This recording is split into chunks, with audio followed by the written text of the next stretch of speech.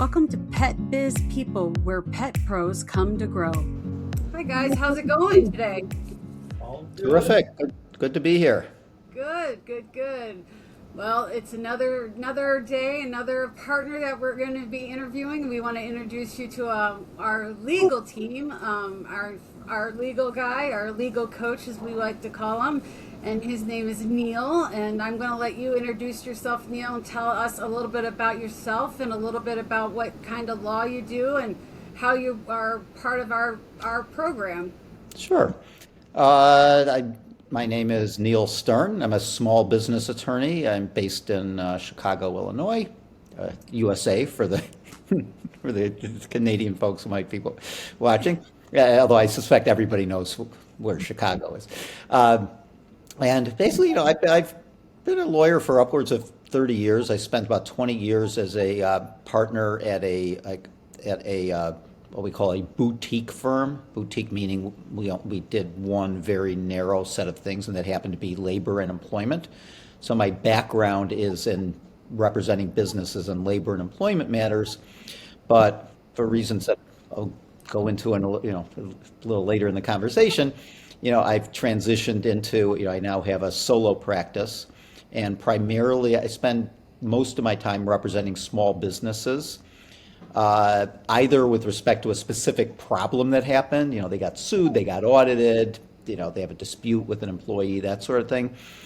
Or at times I have relationships with many of my clients where I'm effectively operate as their outside general counsel. So I become a general counsel for a company that isn't big enough to justify having an actual general counsel. And I kind of become, a partner in their business, not in the financial sense, of course, or the contractual sense, but in the sense that, that I'm invested in their growth and in the day-to-day operations of the business. And my goal with most of my clients is not to solve problems after they happen, which is where most lawyers like to make their money. You get sued, I come in and charge you an arm and a leg to get you out of it. My goal is for you not to get sued in the first place. We make good decisions ahead of time. The old saying, an ounce of prevention is worth a pound of cure. That's really true in the law. Spending a few bucks on the front end to make sure you're doing something right is always a much better investment than spending a lot of dollars at the back end fixing it after something goes wrong. That sounds better, before the problem starts, not after the problem starts. Exactly. That's, And also there are, I like to help my clients. I'll just mention, one thing that I bring to the table is that I represent a lot of different companies in a lot of different industries, not just pet related businesses. So, and obviously every industry has its own unique problems to some degree. I mean, I represent restaurants, manufacturing companies, doctors' offices, I represent a tattoo parlor, everything, pretty much everything under the sun.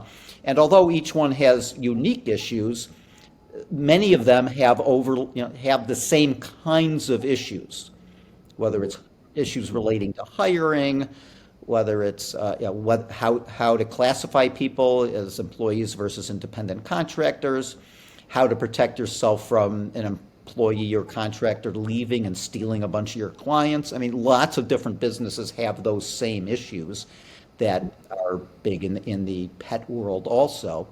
And as a result, I have, I'm not reinventing the wheel every time. Like I familiar with these issues. I've dealt with them in a variety of contexts, and I'm aware of what some of the best practices are and what businesses in other industries, what kinds of creative approaches they've come up with to solve some of these same kinds of issues that our clients here in the pet world may be experiencing. They may feel like, well, nobody else has these issues, when in fact, lots of other businesses have very similar issues. interesting. Absolutely. And thanks, Neil, for being here. It's great to have you here. Just to jump off what you were talking about, working with the pet side, obviously that's a unique clientele to be working with. Part of the mandate with Pet Biz is to have people in the agency who have specifically worked with people in the industry. How did you sort of get into that? How did that happen? Well, I'll take a short question and give a somewhat long answer to that. But well, and this goes back to also, when I talk about some of the unique things that I bring to the table. Another one is that I have been and am a business owner myself. And the way that came about, and not in the sense that, well, I own my law practice, that's a business, but I have another business. I actually own and operate a photography studio that I've operated for about 10 years. And the way that came about was I became frustrated with the big law firm environment back in like in the late aughts, 2008-ish. And so I actually left my law firm, hung out a shingle, and started representing some small businesses on my own, but ended up treating that as a sideline and actually opened my primary business at that time. I opened a photography studio. Ran that for 10, 12 years. Everything was going just fine. I brought on my first couple of employees. I was really excited. So that was my full-time job. Law was a part-time job. Then the pandemic came along. And overnight, my photography business went from 100 miles an hour to zero. And I'm sure that is, again, in every business, including in the pet industry, that's something that a lot of people remember. I mean, it feels like so long ago already. It's been 6 years. It feels like maybe 20 years ago already. But it's easy to forget how at that time it kind of felt like the world was coming to an end. Nobody knew where this was all going. My business just evaporated overnight.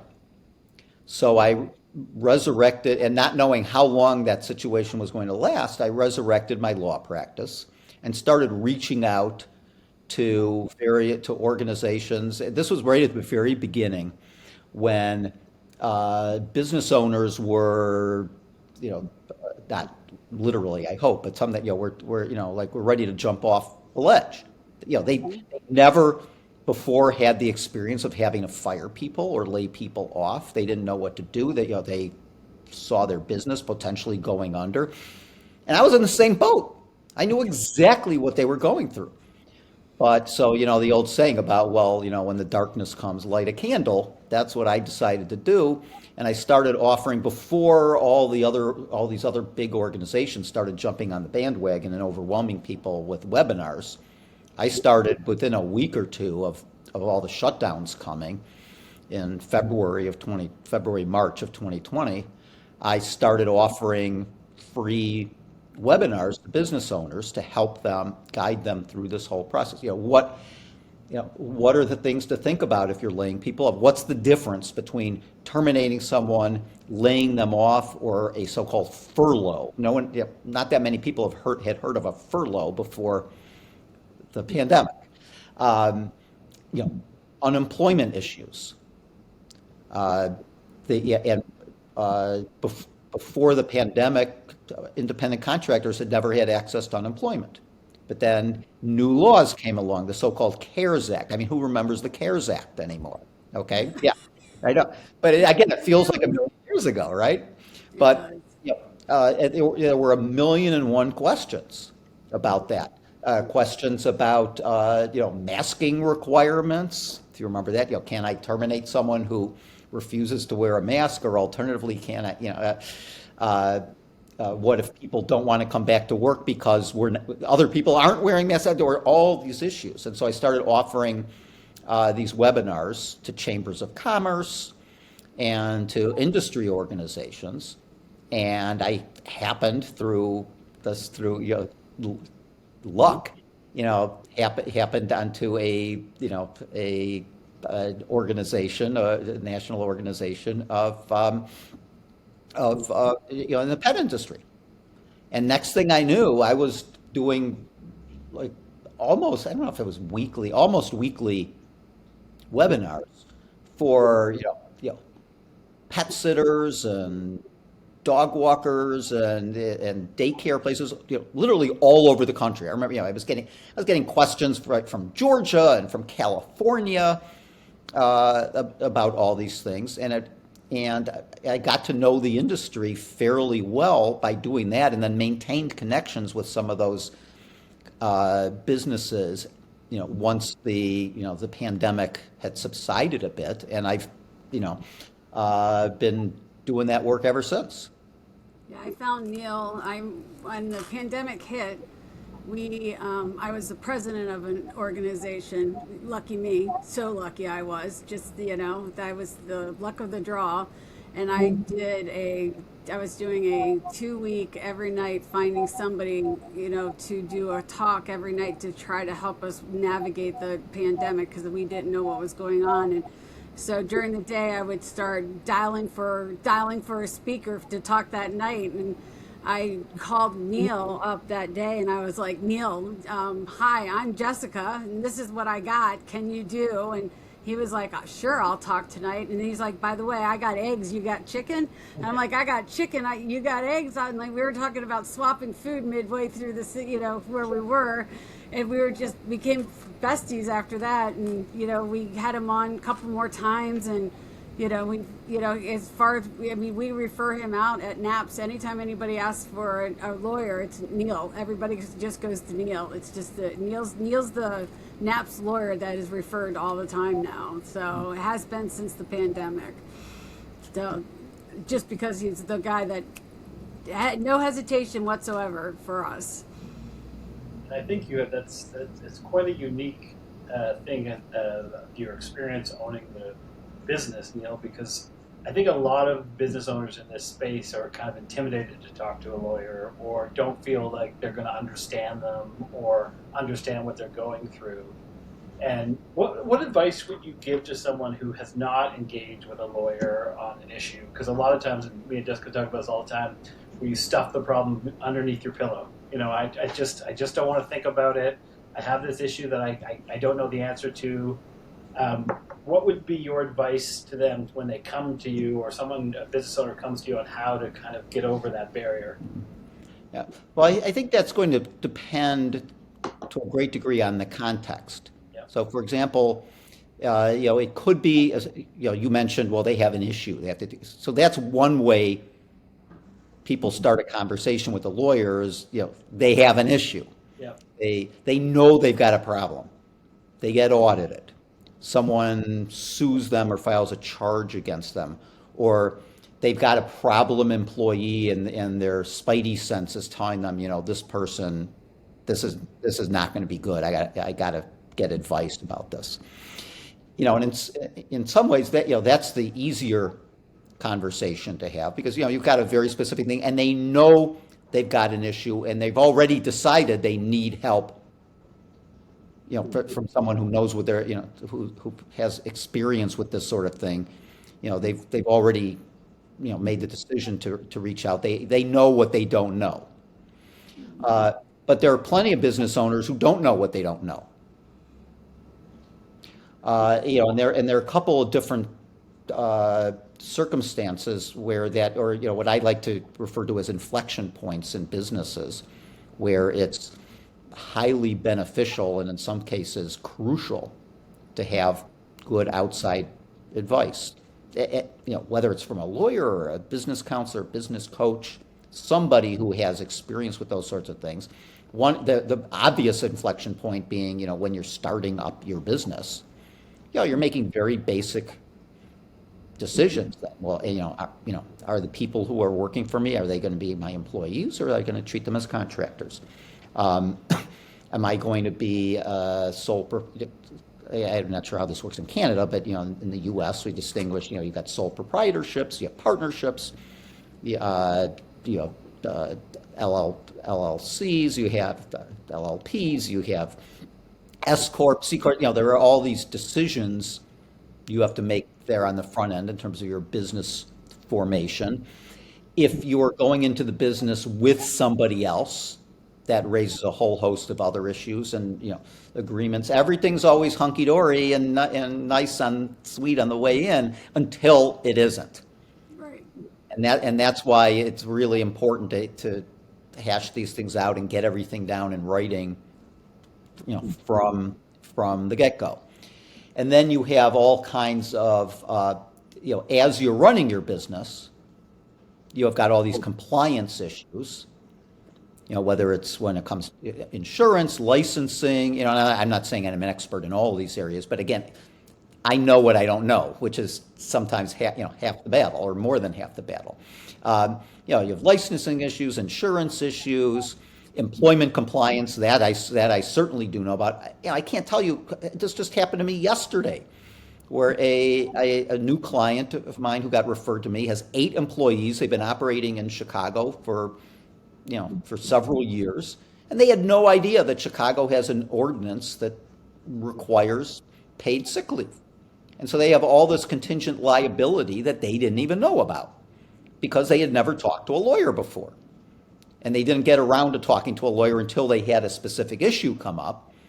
But they'd have been, if they had talked to me or another lawyer 2 years ago, we could have clued them into this before they had racked up all this contingent liability.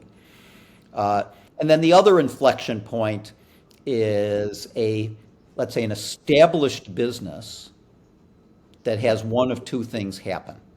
Either they're growing, and I see this again, this is something that industries, whether it doesn't, not just the pet industry, all businesses have this. I've seen this in dental offices I represent, in law firms I represent other law firms, doctors' offices, where things you can get away with or don't seem like that big a deal when you've got 1 or 2 people working for you. If you're successful and now you've got 8 people, now you've got 10 people, now you've got 15 people, whatever the number is, all of a sudden, things that were small and relatively inconsequential aren't so small and inconsequential anymore. And you really have to start taking seriously your obligation, because you have an obligation as a business owner. Sometimes it's easy to forget. You think, well, I'm either making money or I'm not. But you have obligations that you've taken on to your clients. You have obligations to your employees or contractors or the people working for you, to the business itself as an entity. You have and one of your obligations is to run it like a business. And make sure this isn't just a hobby anymore. Yeah, I think that's a great point, Neil. I think the point that you make, which me and Jessica talk about all the time, about helping people build that CEO muscle. And the CEO muscle is about being comfortable in the uncomfortable. And I think that point that I just want to emphasize what you said is getting the legal advice before the problem happens. And because what that does is it creates a safety net around you. Instead of coming to you when something has happened. And I think, I had a mentor when I first started, and he said, you'll know you're successful when your legal bills go up. And so True. And me and Jessica have been in the business long enough to know that. But I think that's a really important part and I think the business owner should really hear that is, especially when you brought up the thing about partners. A lot of people in this industry go in with friends or family or some version of that. And they think an agreement or going to that is kind of like a negative that's affect their friendship. But what it actually does is protect that friendship, protect that relationship, because everyone understands the parameters. There's a mechanism in place, just like with employees, to say, hey, here's the contract, here's what we did. Everyone understands it. And I think that's a really good piece of advice and I think people are just intimidated when they're first starting to do that. But getting time with you to sort of and saying, hey, have you thought about these things? Are you planning to do this? Or what happens if X, Y, Z happens? Right. It's always easier to solve this problem when it's a hypothetical, Yeah. and figure that out and just put it down in writing than to deal with it in the moment, trying to put out a fire. Yes, and I always say equate it with insurance. I had a client recently, and they had some issue, and they're like, "Oh my God, the insurance person wants to call me," and they just hadn't even conceptualized that the insurance person is there to help them, right? And so I think it's the same with what you do, is that you're there to look at where they're going, and say, "Hey, here are the things that you should be thinking about. Yeah. Here are the things that you should be doing." Yeah, and then another good example of that is this whole, and I keep coming back to this because I know it's a huge issue in the pet industry, is this issue of employee versus independent contractor. That is a huge Uh, you know, topic right now.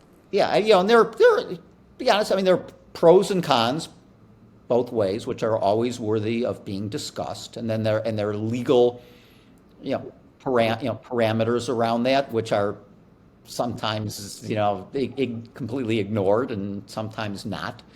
But it's a whole lot easier to address that issue and just make a good decision on the front end than it is 2 years down the road where now you've got 8 people and you either decided to treat them as employees or you decided to treat them as contractors, and it can become very difficult to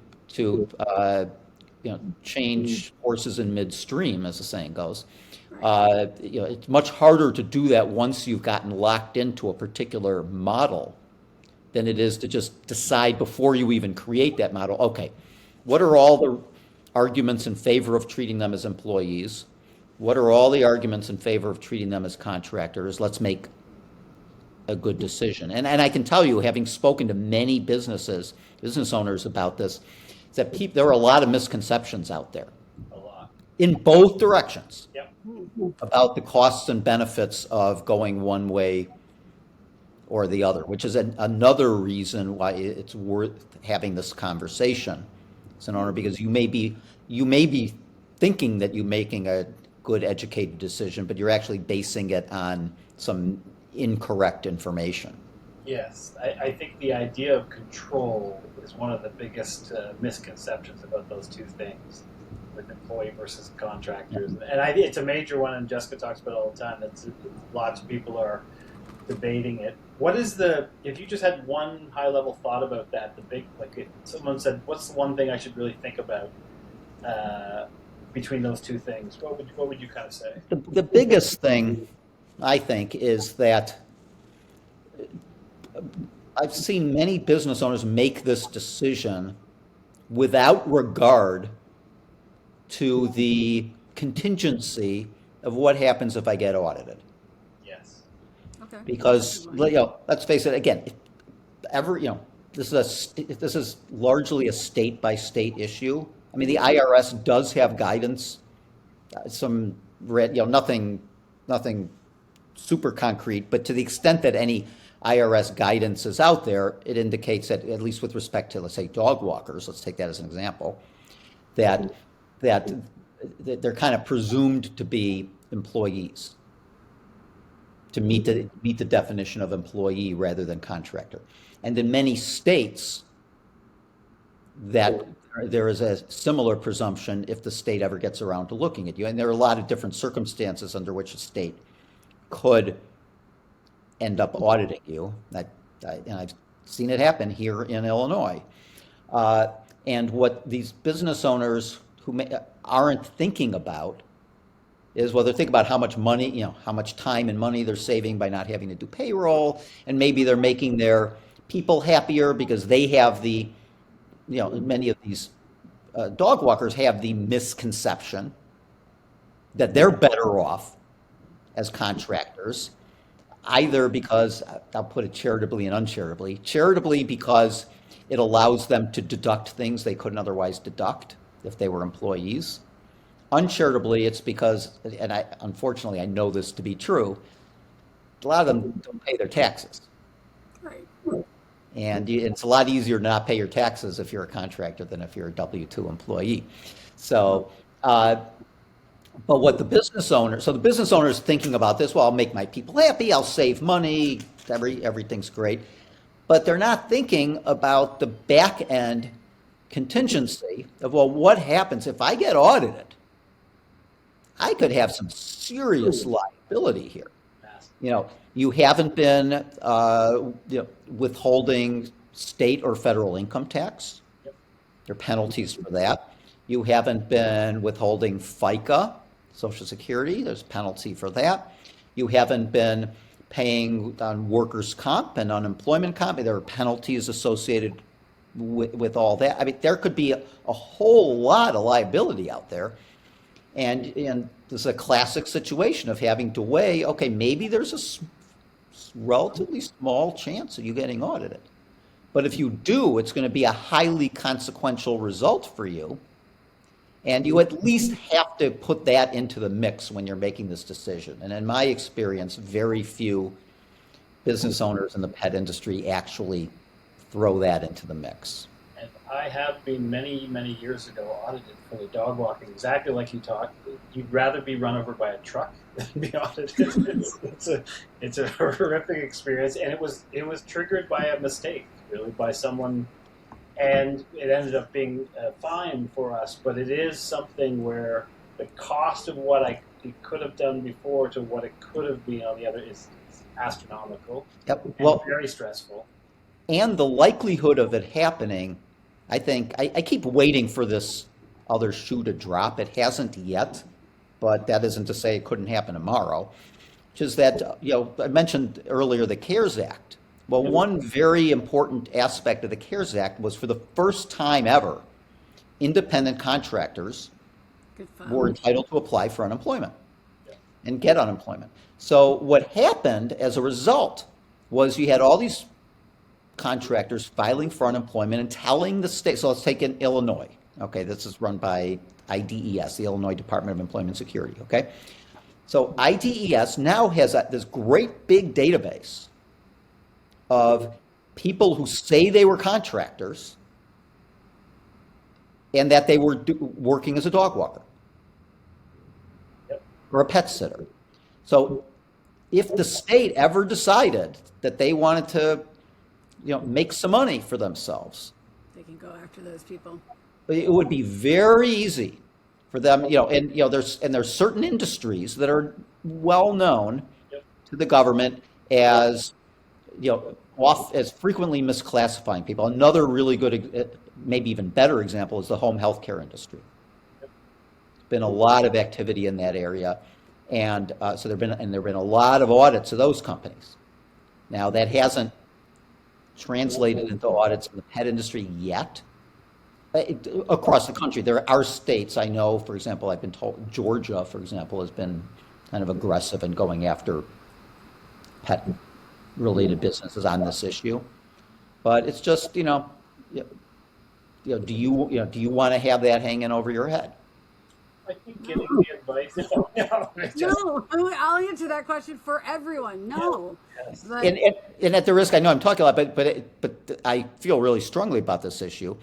When I lived in New York for a while, and when I was there, the city came in and started auditing nail salons because it was well known that these nail salons were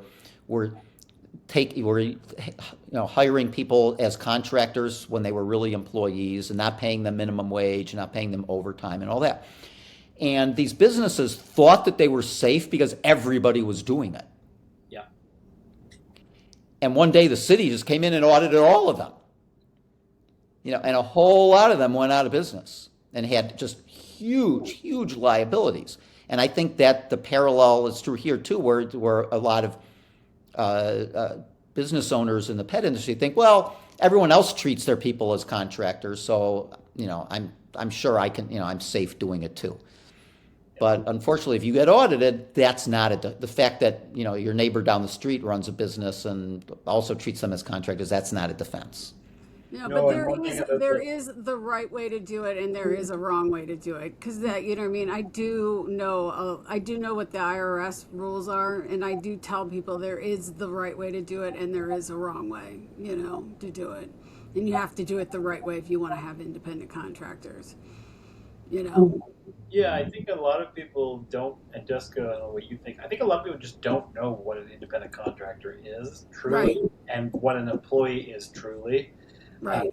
And then what the contracts you need for both, and setting up Right. expectations for it, and that leads me in, just the question about contracts for clients, which is another big issue when you're signing up someone to do your pet service, and the old line of contract is only as good until it's challenged. Figure out if it's what is the big thing that you tell people when they come to you and want to do their client agreement? What's the most important aspect to kind of think about, and also to how they present it to the client as well? Yeah, I think when I'm writing a contract like that, I've got two things in mind. One is, sure, I want everything to be, you know, legal and have all the proper legal boilerplate in there and make sure you're protected if if you get sued or you have to sue somebody. But again, going back, to the first thing I said, about like wanting to help business before a problem, if your client is suing you or threatening to sue you, or you have to if you're threatening to sue your client, well, in many real senses, you've already lost. Yes, I would agree with that. So to me, the drafting, forget the end product of the contract, the mere act of drafting the contract can be a very educational experience for a business owner because it gives me the opportunity to ask 101 questions they've probably never thought about before. Okay, well, what permissions do you need? If your pet is in my care and your pet has a seizure, what permission, what's the protocol? What permissions do I need? What permissions do I want to ask for? What are the consequences of me not getting them? Uh, and it's again, and it's to protect the business owner from having a dispute in the first place because it gives you an opportunity to educate your clients on all these different kinds of things that could happen. What happens if the dog walker is out walking a dog and takes a dog to a dog park and the dog gets into a fight with another dog and you know I mean there's just a whole Okay, I mean I can tell you there about are a that. I host can of tell you about the lawsuit that yes comes with it yeah too. yeah Because I've what been happens sued a if they couple times. what happens if if you're on vacation, the pet sitter shows up at your home and they can't get in for whatever reason that they have let's say there's a keypad and it doesn't work. Okay, there's just so many different scenarios that, and the contract is a great opportunity to educate. Well, the drafting of the contract is a chance to educate the business owner. And then the presentation of the contract is an opportunity to educate the client as to, okay, here's how we work. Here, if X happens, here's what happens. You know, Obviously cancellation policies are huge in this Yep. industry. That needs to be airtight. But yeah, again, I'm actually less worried about making it airtight legally because when was the last time you heard of a business owner suing a client for failing to pay a cancellation fee? Okay, just not going to do it in all likelihood. But you don't want there to be any misunderstandings in the first place. Yes. You want everyone to feel, and and it's a word of mouth industry too. So the last thing you need is for one of your clients to feel that they were misled or that they didn't understand something. Your best defense is always an upfront explanation so that they have very clear expectations as to what services you are providing, what services you aren't providing, and what happens if something goes wrong. I have a question about contracts really quick for you because this is something I always talk about because I live in Illinois. I live right up the road from you. You know that. But Illinois is now we are a carry and concealed country now, and we also are a recreational for medical or recreational weed company or weed. We're allowed to smoke a lot of weed here. You know what I mean? You can smell it everywhere. That's just one thing. But I always tell my students when they're working on their employee contracts that they need to put that in their contracts, that if they're a state that is a carry and conceal, they have to put what they feel about carrying guns. And if their state is recreational, that they need to put something in there for that. Am I wrong for saying that? But I think they need to put down what their feelings are over that. Well, I suppose concealed carry could provide an answer to what happens if you take your dog to the dog park and they get into a fight with another dog. No, I shouldn't. I mean, No, the only reason I say that, I shouldn't even joke about that. I'm yeah, sorry. I was gonna say the only reason I say that is just because I did find one of my sitters, and if he ever watches me this, and he'll know who he is. But was cleaning out his AK-14 on the one of my clients' kitchen tables. So I was like, "Yep, no more guns in clients' homes." So I'm like, "Nope, can't do that." you know. We've just entered the difference between Canada and U.S. moment of this one. Right. Right. Yeah, and to be honest, I mean, I feel like that might be more of an issue for between employer and employee than it is between the business and the client. Yeah, Although I it suppose, was 'cause yeah. I should have mentioned, I'm also a pet owner.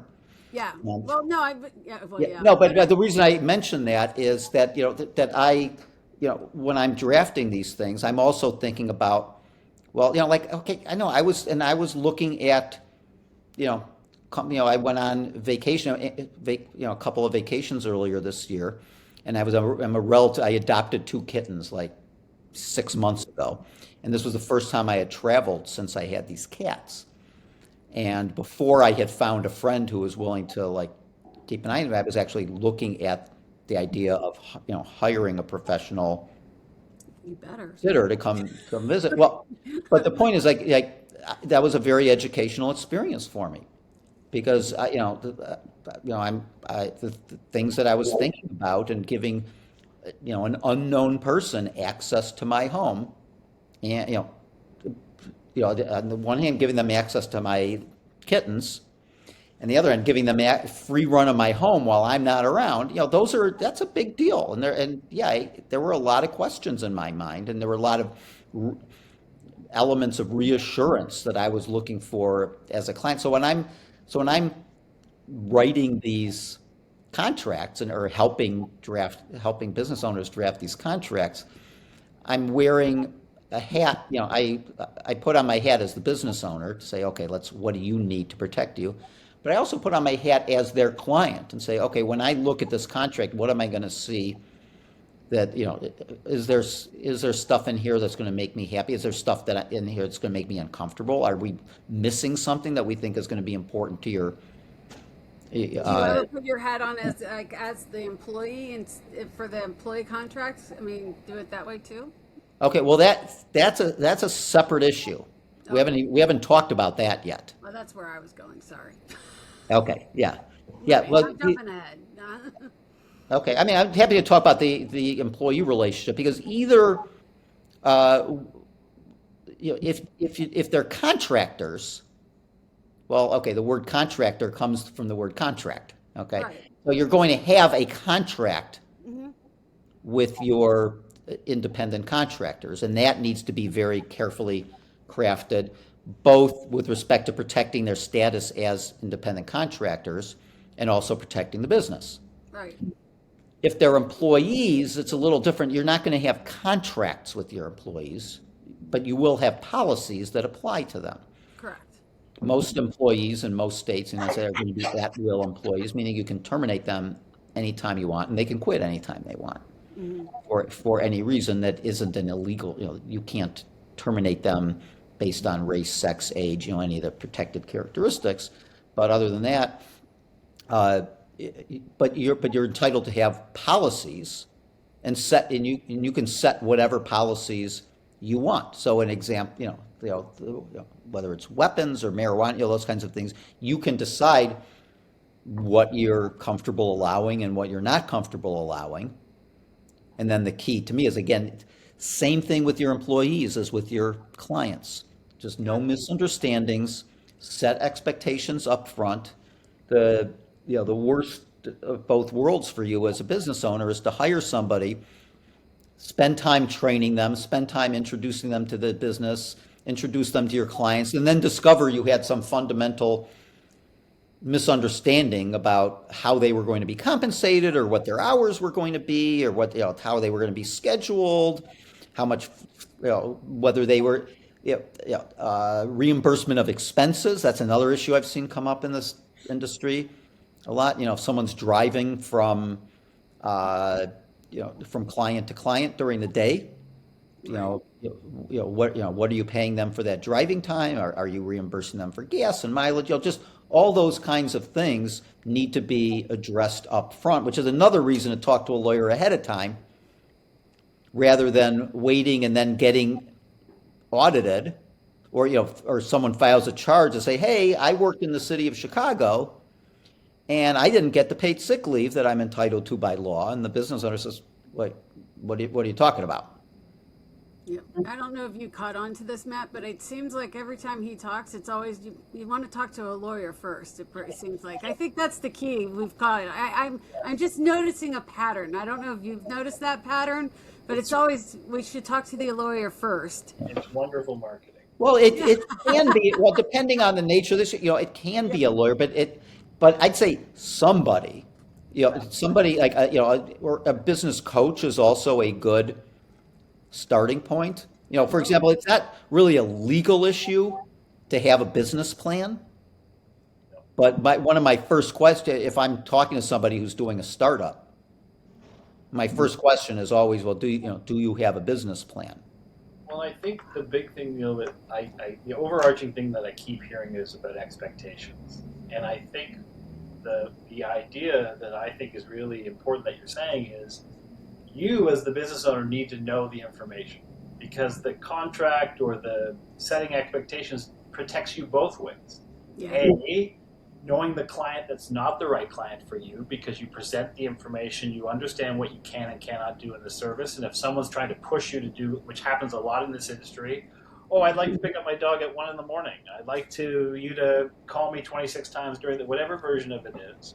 But also for the employee or contractor relationship is you want employees and contractors to choose to do the job based on having all the information, understanding what your expectations are, so that you don't, and I'm sure Jessica, we both have the scars of having so many people work for us where someone goes, I didn't know that was how this works. I didn't know that this was expected of me. And I think a lot of business owners, it's hard to be a manager of staff. That's not a skill that everybody has. And that's another thing about these contracts and expectations, which protect you if it's not your natural skill set, because it has something that's everyone can understand, that's at the center of how you want your business to be run. And I think the point that I keep taking from you is you as the business owner have to understand all of those things because you're the one who's going to set the expectations. And knowledge is power, and not being scared to, like I always say, the best business owner or people, managers who work for me who say, I don't know, when when they don't know or they ask questions. And it's not a sign of weakness or a bad owner if you don't know the answers to these questions. It's the ability to say, hey, Neil, I'm in this, I don't really know what I'm supposed to do with this contract, or I really don't know the difference between employee and contractor. I thought I did, but I don't. And I think that's a really big lesson of just asking so you know, so you're comfortable. It doesn't mean you have to know the answers in the moment, but you understand what you're doing and you're taking what you said, is being serious about what you do. Right, and I agree. There are plenty of things that it's okay for a business owner. Well, it's always better to admit you don't know something than to pretend you know something when you don't. But at the same time, there are certain things that I think it really is incumbent on a business owner to know ahead of time, and they have to ask. We keep coming back to this, but this example of of the decision as to whether they're employees or independent contractors, and understanding once you've made that decision, okay, what are the implications of that? What are all the responsibilities I've taken on? The worst thing that can happen to any business owner is to be taken by surprise by something. This happened to me. I have a new client who came in last week who has a business that does like facials and skincare and that has a couple of employees and had no idea about some of the Illinois and Chicago laws relating to paid time off for people. And so and the only reason she found out about it was her employees came and complained and said, well, I don't understand why I'm not getting this. And then she looks into it and says, well, gee, if I had realized I had to pay this, I don't know if I would have even hired the person. Okay, well, it's too late now.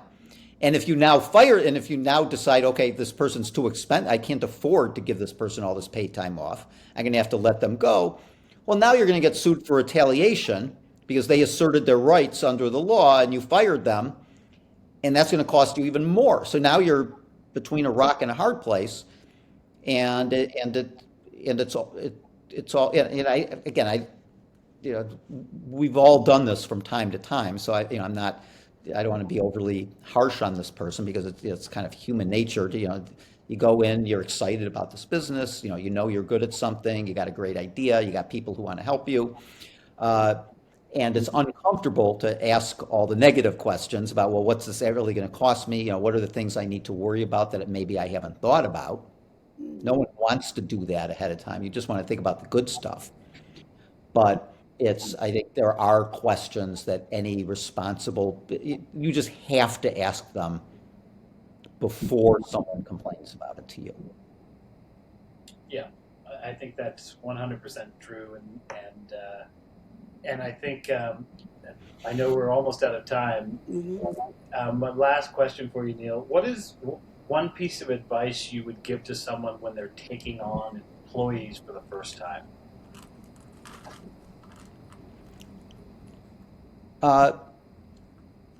Well, there are a whole bunch of them, but I think one that is often overlooked. I mean, there are many that are overlooked, and we've already talked about some of them. But another one that we haven't talked about is expectations relative to performance. Okay, what are you actually expecting this person to do, and on what basis will you evaluate them as to whether they're doing a good job for you or not?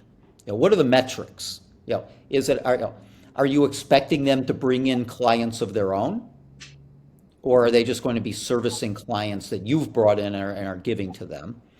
How are you going to evaluate how they handle your clients, the pets that they work with?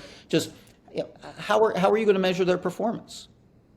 And you need to set those expectations ahead of time, because if you don't tell the person what constitutes doing a good job as far as you're concerned, then you can be almost guaranteed they're not going to do it, because people can't achieve a goal if they don't know what the goal is.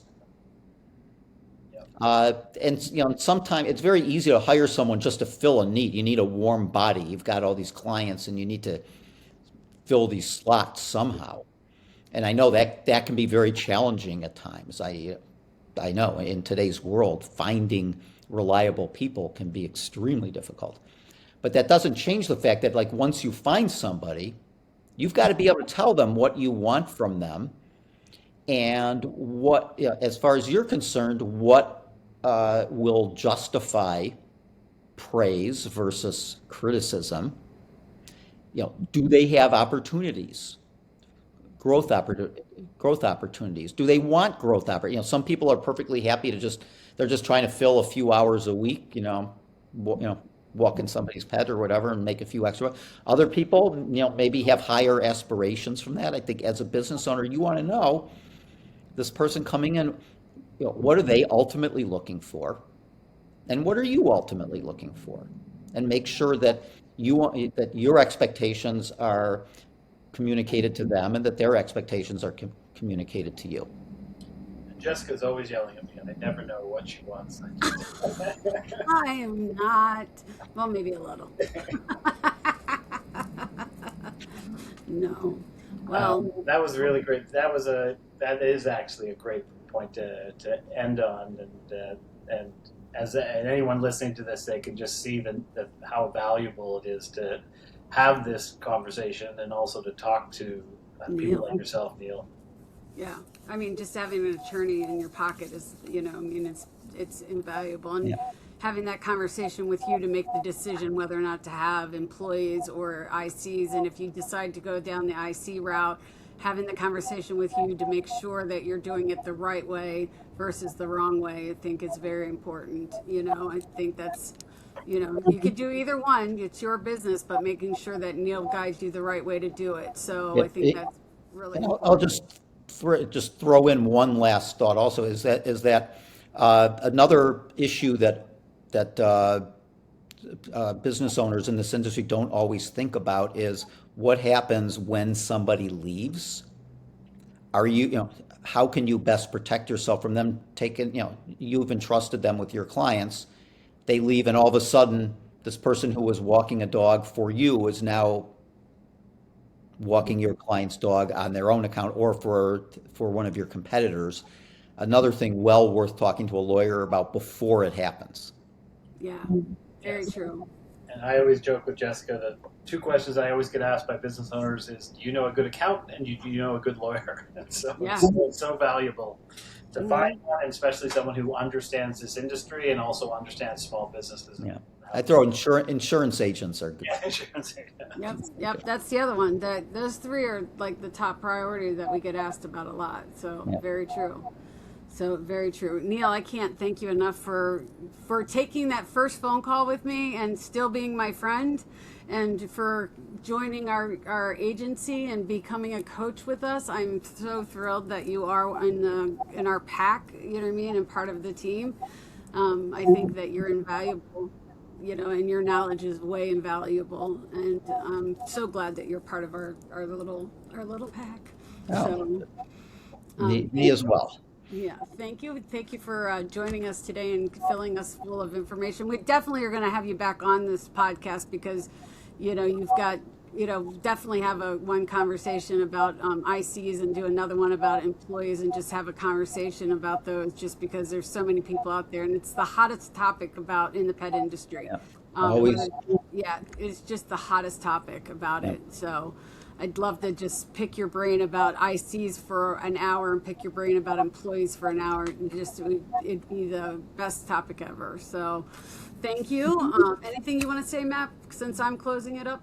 No, I think you hit it on the head, and I'd love to have you back, Neil, and maybe we have some of our clients come and ask you questions specifically about that topic, because I think it is just a real one that people don't understand. Mm-hmm. But it was great to have you on, and we'll have you back soon. My pleasure. Thank you, Neil. Bye, Okay. everybody. Have a great day. Thanks. Bye. Thanks for listening to Pet Biz People. If you love this episode, like, subscribe, share it with a friend, and add to your playlist. Find us on Apple, Spotify, YouTube, and anywhere you love to listen. Want to be featured or ask a question? Email us at connect@petbizpeople.ca. And if you're ready to work together, book a call at petbizpeople.ca. We'd love to find the best fit for you. See you next time.